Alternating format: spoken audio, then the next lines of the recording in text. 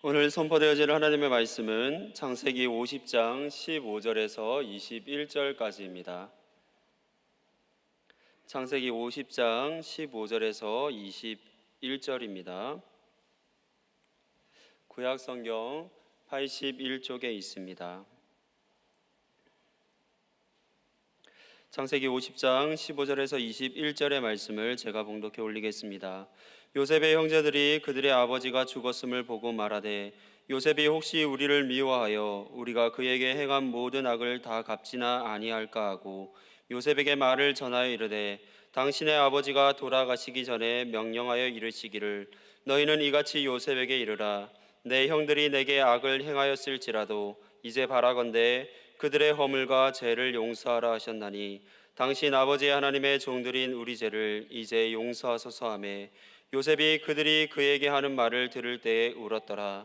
그의 형들이 또 친히 와서 요셉의 앞에 엎드려 이르되 우리는 당신의 종들이니이다. 요셉이 그들에게 이르되 두려워하지 마소서 내가 하나님을 대신하리이까 당신들은 나를 해하려 하였으나 하나님은 그것을 선으로 바꾸사 오늘과 같이 많은 백성의 생명을 구원하게 하시려 하셨나니 당신들은 두려워하지 마소서 내가 당신들과 당신의 자녀들을 기르리이다 하고 그들을 간곡한 말로 위로하였더라. 아멘. 앞뒤 좌우분들과 인사하겠습니다. 사랑합니다. 축복합니다. 사랑합니다. 축복합니다. 오늘 아시나요? 라는 말씀의 제목으로 여러분과 함께 말씀을 나누고자 합니다. 우리가 잘 알고 있는 고사성어 중에 세옹지마가 있습니다. 변방에 있던 노인이 키우던 말이 어느 날 갑자기 집을 나가게 됩니다. 그리고는 몇 달이 지나서 말이 지나 나가게 되자 사람들은 그 집안에 불행이 닥쳤다라고 말합니다. 그러나 몇 달이 지나 사라졌던 말은 또 다른 암말 한 마리를 데리고 그 가정으로 돌아오게 됩니다. 그 모습을 바라보며 불행이 아니라 행복이었다, 복이 왔다라고 사람들은 평가합니다. 그러나 이 말을 타다가 노인의 아들이 갑작스럽게 낙마 사고를 당하고 난 이후에 다리가 부러지는 사고가 일어나게 됩니다. 사람들은 또 이 사건을 보며 행복이 아니라 불행이 찾아왔다라고 평가합니다. 그런데 며칠 후 그 나라에 전쟁이 일어나게 되었고 이 아들은 다리가 부러진 것으로 인해 징병을 피하게 되고 그렇게 전쟁에 나가지 않게 되었다는 것입니다. 사람들은 이 사건들을 바라보면서 인간의 기륭화복을 알 수 없다라고 그렇게 평가합니다. 그리고 우리가 이 세옹지마라는 단어를 통해서 우리의 인생에는 많은 굴곡이 있을 수 있음을 다시 한번 알 수 있게 됩니다. 화를 당하거나 복을 받거나 또 화를 당하거나 복을 받거나 우리의 삶이라는 그래프에는 항상 굴곡이라는 것이 있습니다. 그러나 대부분의 사람들은 내 삶 가운데 그런 오르락내리락 하는 큰 굴곡이 있기보다는 항상 복의 자리에 있기를 원합니다. 우리가 아무리 원하고 바란다라고 해서 우리의 삶 가운데 굴곡이 없는 것은 아닙니다. 우리가 원하고 바란다고 해서 없는 것이 아니라 있다라는 것을 기억하며 우리는 살아가야 될 줄 믿습니다. 그리고 성경 인물 중 삶이라는 그래프의 그 굴곡이 가장 심했던 인물을 한 명 꼽으라라고 하면 오늘 말씀에 등장하고 있는 요셉이 아닐까라는 생각을 하게 됩니다. 요셉은 야곱의 11번째 아들이었지만 야곱으로부터 가장 많은 사랑을 받았던 아들입니다. 야곱의 아내는 4명이었는데 그 중에 한 명은 삼촌에게 속아서 아내로 얻게 된 레아였고 나머지 2명은 그가 가장 사랑했던 라헬과 레아를 통해서 라헬과 레아가 다투는 가운데 그 종들을 그의 아내로 주게 됨으로써 얻게 된 종의 신분을 가지고 있는 2명의 아내가 있었습니다. 결국 그가 평생을 살아가며 사랑했던 사람은 라헬이라는 그 아내밖에 없었습니다. 그리고 야곱은 이 라헬을 얻기 위해서 하루를 1년같이 생각하며 14년 동안 삼촌의 집에서 봉사하는 일들을 마다하지 않았습니다. 많은 시간, 많은 노력의 결과로 얻게 된 라헬이 첫 번째로 낳은 아들이 바로 요셉이었습니다. 그렇게 요셉을 야곱은 가장 사랑할 수밖에 없었습니다. 그러나 이 요셉의 사랑이 형제들로부터 요셉이 미움을 받게 되는 원인을 제공하게 됩니다. 이후 요셉이 두 번에 걸쳐 꾼 꿈의 이야기로 인해 형제들의 불편한 관계는 정점에 이르게 됩니다. 결국 요셉이 아버지의 심부름을 통해 형들을 찾아가게 되었을 때에 형들은 요셉을 죽이자는 모의를 하고 르우벤의 만류로 인해서 죽이지는 않았지만 애굽의 노예로 요셉을 팔아버리게 됩니다. 이때부터 요셉의 삶은 화를 당하고 복을 받고 또 화를 당하고 복을 받는 오르락내리락 하는 그러한 인생을 계속 살아가게 됩니다. 사랑받는 아들의 신분에서 애굽의 노예의 신분으로, 또 보디발의 집에서 열심히 일해 가정 총무로서 인정받고 어느 정도 기반을 다지는 삶에서 보디발의 아내의 유혹을 받아 또 감옥에 갇히는 신세로, 감옥에서 유력한 사람을 도와주고 자신의 그 억울함을 풀 수 있을 것이라 생각하지만 나가지 못하고 계속해서 감옥에 갇혀 있는 삶을 살았던 것이 바로 요셉의 인생입니다. 시간이 흘러 바로왕이 꾼 꿈의 의미를 해석하고 그 상황에 대해서 어떻게 대처해야 될지를 말해줌으로 인해 요셉은 애굽의 총리로 세워지게 됩니다. 7년의 풍년 이후 찾아오게 된 7년의 대흉년 사건을 통해서 요셉은 야곱과 그 형제들을 다시금 만나게 됩니다. 그리고 야곱의 식구 70명이 애굽의 고센 땅에 정착하여 편안한 삶을 살아가게 됩니다. 요셉의 형들에게 주어진 삶에도, 요셉과의 관계에도 아무런 불편함이나 아무런 어려움 없이 그들은 아버지가 살아있는 동안에는 평안한 시간들을 보내게 됩니다. 그러나 이 평안의 시간들은 아버지가 돌아가시게 되므로, 야곱이 죽음을 맞이하게 됨으로 인해서 문제가 일어나게 됩니다. 정확히 표현하자면 문제가 일어난 것이 아니라 문제가 일어날 수 있다라는 생각들을 형이 가지게 되는 것입니다. 아버지 야곱의 죽음이 형들과 요셉에게 큰 변환점이 됩니다. 또한 아버지의 죽음으로 인해 형들과 요셉이 지금까지 무엇을 바라보며 살아왔는지를 명확하게 알 수 있는 사건이 됩니다. 요셉의 인생을 이끌어온 하나님의 계획, 또 형들의 인생을 이끌어온 하나님의 계획은 다르지 않습니다. 요셉을 향한 계획도 그리고 형들을 향한 계획도 다른 것이 아닙니다. 하나님의 계획들은 하나였습니다.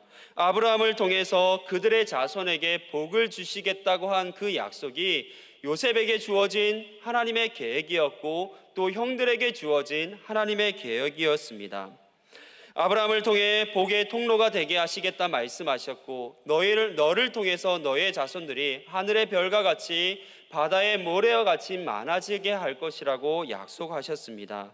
창세기 12장 2절과 3절에 보면 내가 너로 큰 민족을 이루고 내게 복을 주어 내 이름을 창대하게 하리니 너는 복이 될지라. 너를 축복하는 자에게는 내가 복을 내리고 너를 저주하는 자에게는 내가 저주하리니 땅의 모든 족속이 너로 말미암아 복을 얻을 것이라 하신지라. 하나님은 아브라함과의 언약을 지키시며 이삭과 야곱과도 계속해서 언약을 맺어 나가십니다. 야곱의 자손들이 애굽 땅 고센에 정착하게 되면서 한 가족 공동체가 한 민족 공동체로 발전할 수 있는 계기를 마련하게 됩니다. 약속을 이루어 가시는 하나님의 놀라운 계획들이 그 땅 가운데 이루어지는 것을 볼 수 있게 되었습니다. 그러나 요셉의 형들은 자신들을 향한 하나님의 계획들을 보지 못합니다. 아버지 야곱을 통해서 자신들과 그리고 자신들의 자손들에게 주어질 그 삶에 대해서 유언을 들었음에도 불구하고 그들은 그 삶을 기억하지 못하고 하나님의 계획들을 바라보지 못하고 살아가는 것을 볼 수 있습니다. 당장의 눈앞에 보이는 현실의 문제 앞에 어떻게 해야 될지를 몰라 합니다. 15절의 말씀입니다. 요셉의 형제들이 그들의 아버지가 죽었음을 보고 말하되 요셉이 혹시 우리를 미워하여 우리가 그들에게 행한 모든 악을 갚지나 아니할까 하고. 아멘. 야곱이 어린 요셉을 사랑했던 것처럼 요셉은 야곱을 정말 많이 사랑하고 생각합니다. 곡식을 사기 위해 애굽에 형들이 내려왔을 때에 그들을 향해서 첫 번째로 물었던 것도 아버지의 안부입니다. 그뿐만 아니라 형들이 다시 방문하고 그가 요셉이라는 것을 밝혔을 때에 자신의 신분을 드러내었을 때도 가장 먼저 물어보았던 것이 아버지의 건강이고 또 아버지가 강건하신지를 물어보았습니다. 창세기 45장 3절에 보면 요셉이 그 형들에게 이르되 나는 요셉이라 내 아버지께서 아직 살아 계시니까 라고 질문하는 것을 보게 됩니다. 요셉에게 있어 야곱은 늘 그립고 만나고 싶었던 아버지인 것입니다. 그렇기에 형들은 요셉이 야곱이 살아있는 동안에는 우리에게 아무런 해도 끼치지 않을 것이라는 생각을 가지고 살아갑니다. 자신들의 죄를 들추지 않고 자신들의 그 죄의 허물에 대해서 어떤 추궁도 하지 않을 것이라고 믿습니다. 왜냐하면 그 일들이 일어나게 된다라고 하면 또다시 아버지 야곱에게 아픔을 안겨주는 사건이 되기에 요셉은 아버지가 살아계시는 동안에는 우리를 해롭게 하지도 우리의 죄를 들추지도 우리를 힘들게 하지도 않을 것이라는 생각을 가지고 지냅니다.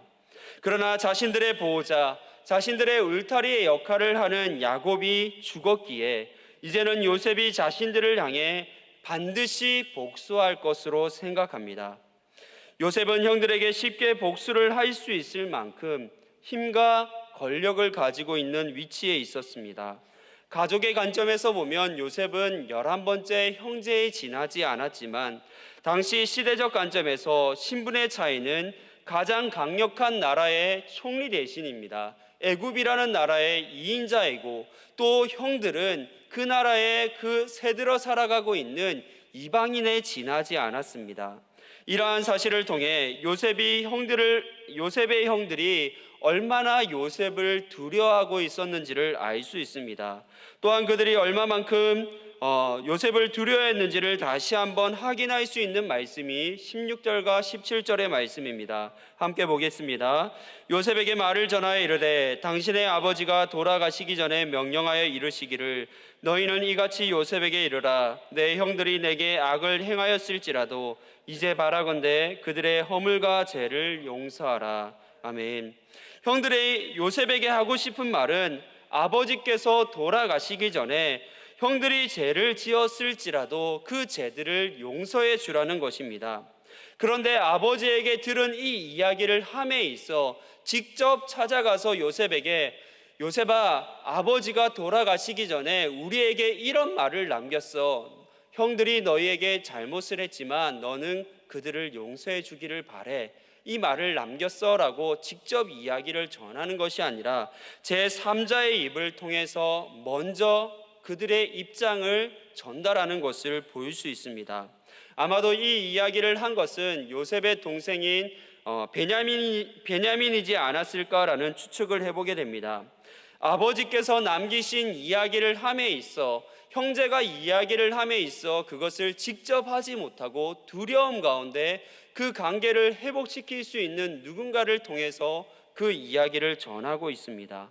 이것이 상식적으로 이해가 되지 않습니다. 그만큼 형들이 요셉에 대한 두려움을 느끼고 있었다는 것을 알 수 있습니다. 하나님의 계획을 알지 못하는 사람들의 삶에는 항상 두려움이 있습니다. 사람은 언제나 실수하고 넘어지는 존재입니다. 때때로 돌이킬 수 없는 죄를 저지르기도 합니다. 하나님의 계획을 알지 못하는 이들은 자신이 행한 죄의 모습에 힘들어합니다. 불안과 염려 가운데 하루하루를 힘들게 살아가는 것입니다.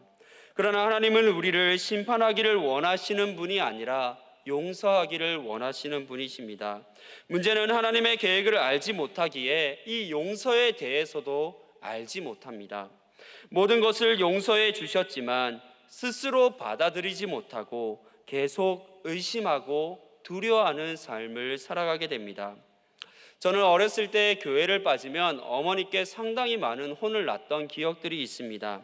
시골의 작은 교회였기에 교회를 빠지거나 아니면 헌금을 드리지 않고 그 헌금으로 무언가를 사 먹거나 하면 그날 즉시 들키게 되고 혼이 났던 기억들이 있습니다. 주일이면 어머니는 항상 헌금을 할 수 있는 동전 하나와 그리고 예배가 끝나고 나면 무언가 사탕이라든지 다른 간식을 사 먹으라고 100원짜리 동전을 하나 주셨던 것으로 기억합니다. 그리고 저희 집에서 교회를 가기 위해서는 오락실 2군데를 무조건 지나가야만 했습니다. 어떤 사건인지 아시겠죠? 대충만 봐도 참새가 방앗간을 그냥 지나갈 수 없지 않습니까?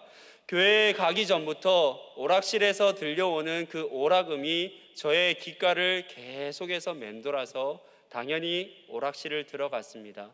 그리고 어머니가 주신 간식을 사 먹으라는 그 돈을 가지고 열심히 게임을 했습니다. 그뿐만 아니라 어머니가 헌금하라고 주신 그 돈마저도 열심히 게임하는 데 사용했습니다. 당연히 예배도 지각을 했습니다. 신나게 게임할 때는 몰랐는데 예배를 지각하고 헌금마저도 게임하는 데 사용했다라는 생각이 들자 조금의 죄책감은 들었지만 이것이 문제가 될 거라고는 생각하지 않았습니다. 그러나 혹 이것으로 인해서 내가 어머니에게 들키게 되면 큰일 났구나, 혼나겠구나, 쫓겨나가겠구나, 이런 불안과 염려 그리고 두려움의 시간들을 보내었습니다. 다행스럽게도 그날 어머니에게 들키지는 않았습니다. 물론 들키지 않았다라고 제가 표현하지만 어머니는 다 알고 계셨겠지만 혼내지 않았을 것으로 생각되어집니다. 야단을 맞지도 들키지도 않았지만 언제든지 들켜서 야단을 맞을 수 있다는 생각에 몇 날을 두려움 가운데 조바심을 마음의 콩닥콩닥함을 가지고 두근두근함을 가지고 그렇게 지냈던 것으로 기억됩니다. 또 들켰다 할지라도 용서하시고 사랑하시는 어머니의 마음을 분명히 알지 못했기에 더 불안해하고 염려하고 두려워하는 가운데 시간을 보내었습니다. 하지만 그때에 어머니께서 용서하시고 또 사랑으로 품어주시는 어머니의 그 마음을 분명히 알고 있었다라고 하면 불안과 염려와 두려움의 시간들을 보내지는 않았을 것입니다. 요셉의 형들 또한 처음 요셉의 신분을 밝혔을 때에 보여준 눈물의 의미와 하나님의 계획을 들었음에도 깨닫지 못했기 때문에 17년 동안 평안함을 누리고 좋은 관계를 유지했음에도 불구하고 두려움 가운데 살아가고 있는 것입니다. 요셉의 눈물도 또 하나님의 계획도 믿지 않았기 때문입니다. 하나님의 놀라운 계획을 알지 못했기 때문입니다. 창세기 45장 2절에 보면 요셉이 큰 소리로 우니 애굽 사람들이 들리며 바로의 궁에서 들리더라. 45장 5절에 보면 당신들이 나를 이곳에 팔았다고 해서 근심하지 마소서, 한탄하지 마소서. 하나님이 생명을 구원하시려고 나를 당신들보다 먼저 보내었나이다. 아멘. 분명히 요셉의 눈물이 있었고 그들을 향해서 당신들의 잘못이 아니라 하나님의 계획이었습니다라는 그 말이 있었음에도 불구하고 그들은 하나님의 계획을 보지 못했기에, 하나님의 계획을 알지 못했기에 여전히 두려워하는 삶을 살아갈 수밖에 없었습니다. 지금 우리의 모습은 어떻습니까? 매일의 삶 속에 불안과 염려, 두려움 가운데 사로잡혀 살아가는 것은 아닙니까? 지금 내 삶에 불안과 염려, 두려움이 있다는 것은 나를 향한 하나님의 계획들을 우리가 분명히 바라보지 못하고 있다는 사실입니다. 지난 여름 도쿄 올림픽이 열렸습니다. 우리나라를 대표하는 많은 선수들이 출전하여 각 종목에서 선전을 하였습니다. 그 중에 일본과 하는 배구 경기를 본 적이 있습니다. 재방송을 통해 보기 전 이 경기에서 우리나라 선수들이 5세트에 역전했다는 것을 이미 알고 있었습니다. 그래서 재방송을 통해 5세트가 치고 있는 상황을 보고 있었음에도 조마조마하는 마음이나 두려워하는 마음, 근심하는 마음이 전혀 없었습니다. 왜 그렇습니까?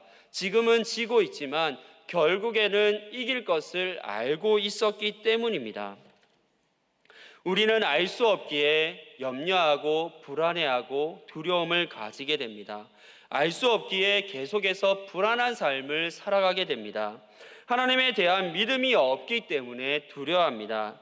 하지만 분명히 알고 있다면 우리 삶을 향한 하나님의 놀라운 계획들을 우리가 분명히 알고 있다라고 하면 염려, 불안, 두려움을 극복하게 됩니다. 확실한 믿음이 있다면 모든 것들을 극복할 수 있습니다. 요셉의 형들처럼 오랜 시간 하나님의 계획 아래 살아가고 있었음에도 불구하고 하나님의 계획하심을 보지 못하고 불안과 염려, 두려움 가운데 살아가는 것이 아니라 나를 향한 놀라운 하나님의 계획하심을 알아가는 저와 여러분들의 삶의 모습이 될 수 있기를 바랍니다. 믿음의 눈으로 하나님의 계획하심을 볼 수 있는 우리 모두가 될 수 있기를 기도합니다. 반대로 요셉은 자신의 삶을 이끌어 가시는 하나님의 계획을 분명히 알고 있습니다. 하나님의 계획을 분명히 알기에 형들과는 전혀 다른 모습을 우리에게 보여줍니다. 먼저 요셉은 형들의 말을 듣고 눈물을 흘립니다. 17절 후반절의 말씀을 보겠습니다. 요셉이 그들이 그에게 하는 말을 들을 때에 울었더라. 아멘.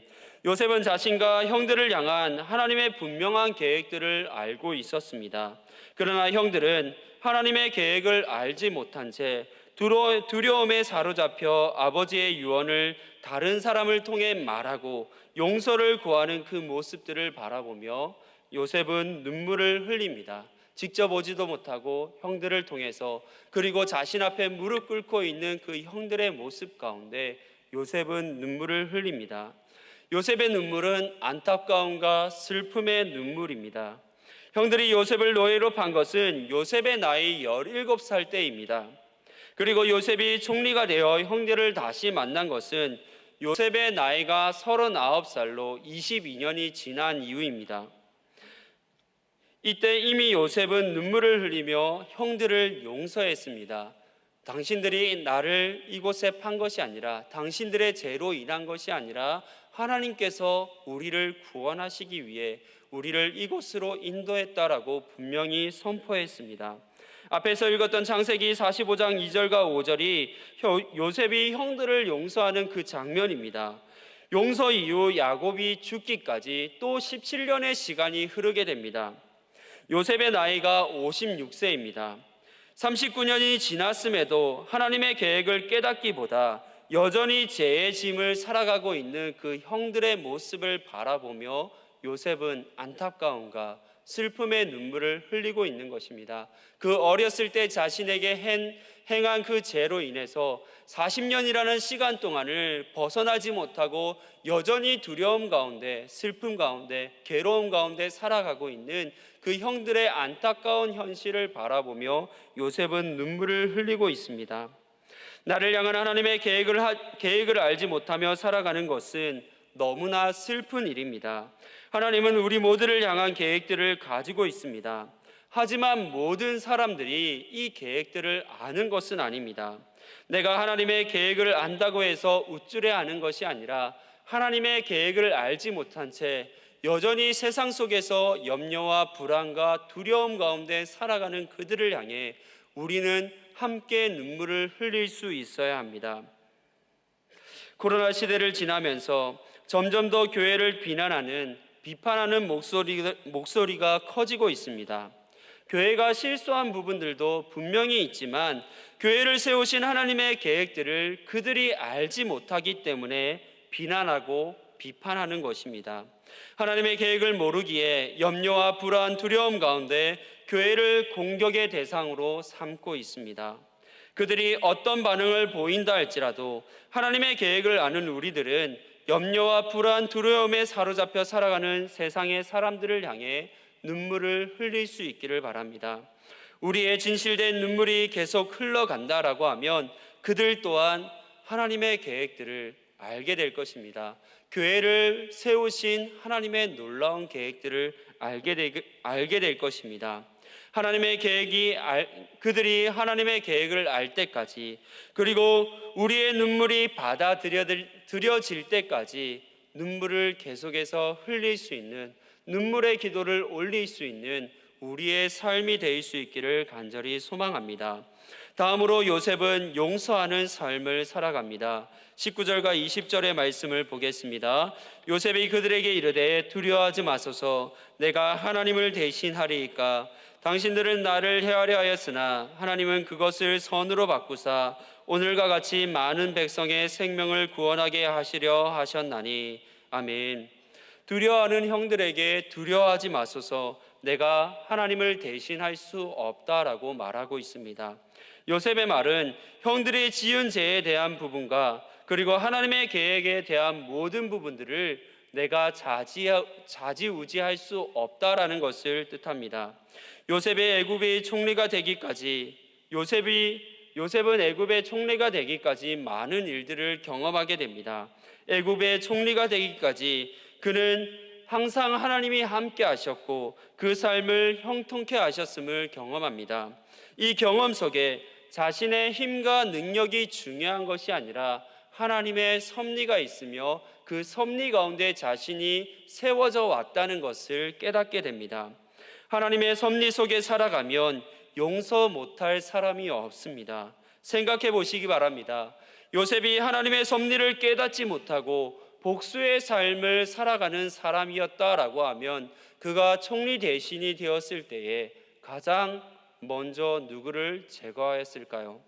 제가 생각해 볼 때 자신을 그나마 견딜 수 있는 삶을 살아가고 있는 그 날들 가운데 자신을 유혹하고 죽음의 위기에 놓이게 했던 보디발의 아내를 가장 먼저 제거하려고 했을 것 같습니다.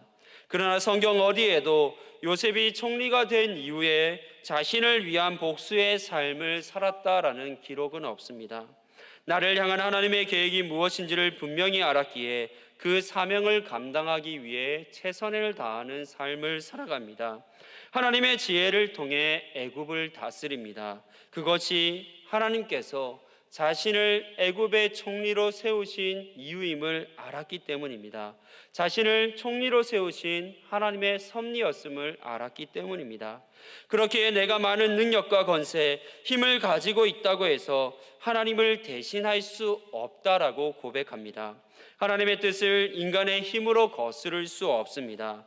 요셉은 하나님의 뜻이 무엇인지를 분명히 알았기 때문에 형들의 제약에 대해서도 용서할 수 있습니다.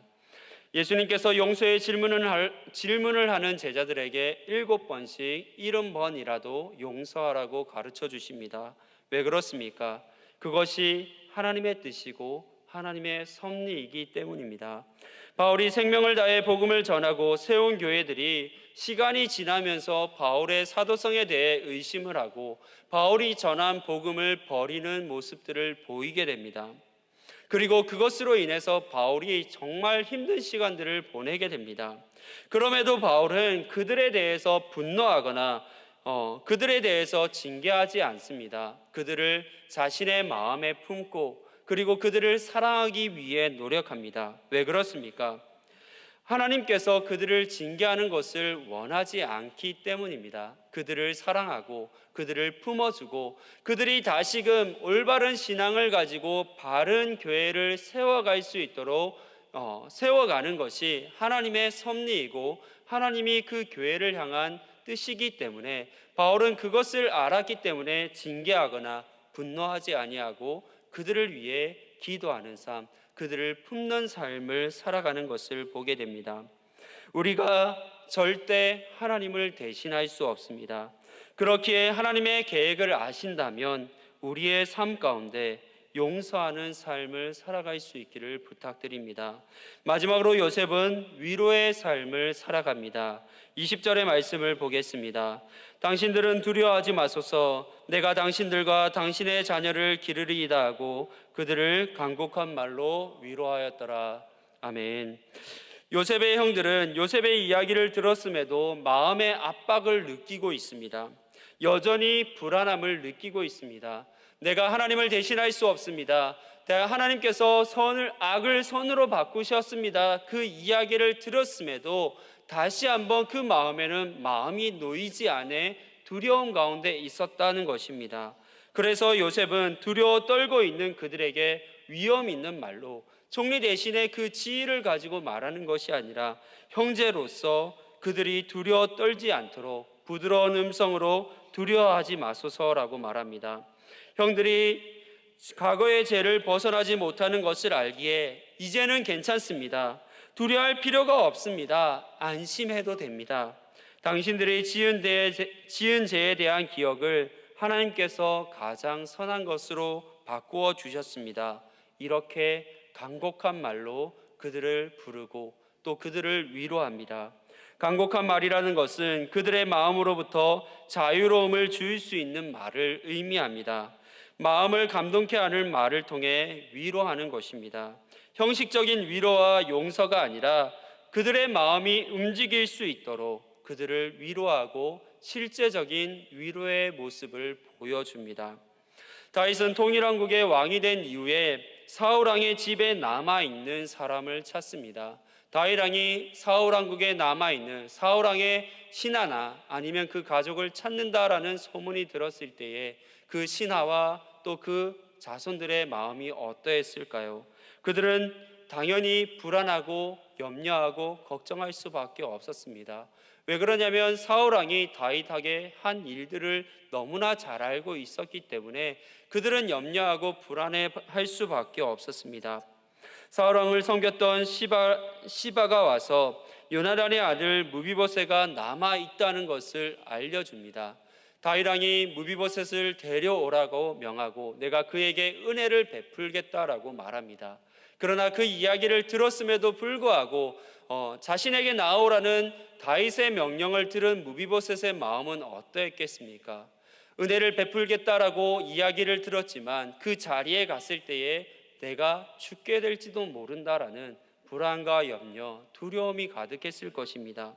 그러나 다윗은 무비보셋을 불러놓고 그를 괴롭게 하는 것이 아니라 그 자리에서 그를 위로합니다.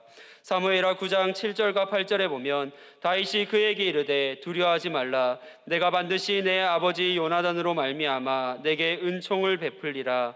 내가 내 할아버지와 사울의 모든 밭을 다 내게 도로 주겠고 또 너는 항상 내 상에서 떡을 먹을지니라 하니 그가 절하여 이르되 이 종이 무엇이기에 왕께서 죽은 개 같은 나를 돌아보시나이까 하니라. 아멘. 무비보셋을 불러놓고 할아버지 사울이 가지고 있던 모든 것 그리고 내가 가지고 누려야 될 모든 것들을 주겠다라고 말하고 그뿐만 아니라 나의 상에서 내가 평생토록 나와 함께 먹을 것이라고 그를 위로하는 것을 보게 됩니다. 그리고 무비보셋의 대답 또한 죽은 개 같은 나를 돌아보시나이까라고 말하고 있는 것을 보게 됩니다. 하나님의 계획을 아는 사람들은 위로의 삶을 살아가게 됩니다. 내가 지금의 위치, 지금의 자리에 이르게 하신 이유가 무엇인지를 분명히 알기 때문입니다. 나를 통해 하나님의 위로가 사람들에게 전해지기를 원하십니다. 여러분이 하나님의 계획들을 알고 있고 또 여러분들이 누군가를 위로할 수 있는 자리에 있다라고 하면 위로를 전하는 삶을 살아가시기를 바랍니다. 다윗처럼 그곳에 이르게 되었을 때에 그들을 요나단의 그 은혜를 기억하며 그들을 위로하고 그들을 세워줄 수 있는 삶을 살아가는 우리 모두가 될 수 있기를 바랍니다. 형식적이고 가식적인 위로가 아니라 사람의 마음을 움직이고 그 마음에 있는 그 근원적인 두려움까지도 해결해 줄 수 있는 그 위로를 전할 수 있는 삶을 살아가는 우리 모두가 되기를 바랍니다. 마음의 평안을 더하는 위로를 전하는 우리 모두가 될 수 있기를 바랍니다. 코로나 바이러스로 인해 많은 사람들이 고통과 불편함을 느끼고 살아가고 있습니다. 이러한 시대 가운데 하나님의 계획들을 알지 못하면 우리는 막막한 현실 앞에 날마다 근심하며 불안해하며 두려움 가운데 살아갈 수밖에 없습니다. 하나님을 믿고 있음에도 아무것도 할 수 없어 그 자리에 머물 수밖에 없습니다. 그런 우리의 삶은 염려와 불안과 두려움 가운데 살아가는 세상 사람들과 다를 것이 전혀 없습니다. 그러나 하나님의 계획을 알게 되면 우리는 이 세상 가운데 구별된 삶을 살아가게 될 줄 믿습니다. 이 시대를 살아가는 이들을 위해 눈물을 흘리게 될 것이고 또 하나님의 섭리를 알기에 사람들의 강팍함에도 그들을 원망하고 그들을 향해서 손가락질하는 것이 아니라 그들을 품고 그들을 사랑하는, 그들을 위로하는 삶을 살아가게 될 줄 믿습니다. 지금 우리 옆에 사람들에게 질문해 보시기 바랍니다. 당신은 하나님의 계획을 아시나요? 이 질문 앞에 교만한 말로 대답하는 것이 아니라 나를 향한 계획들을 알고 있습니다. 나의 가정을 향한 하나님의 놀라운 계획들을 알고 있습니다. 우리 교회를 향한 하나님의 놀라운 계획들을 알고 있습니다. 이러한 고백들을 하나님께 올려드릴 수 있는 저와 여러분들의 삶이 될 수 있기를 간절히 소망합니다. 우리가 하나님의 그 계획하심을 알고 나아감으로 우리 교회를 통해 하나님의 놀라운 은혜의 역사들이 다시금 써내려져 가기를 간절히 소망하며 기도합니다.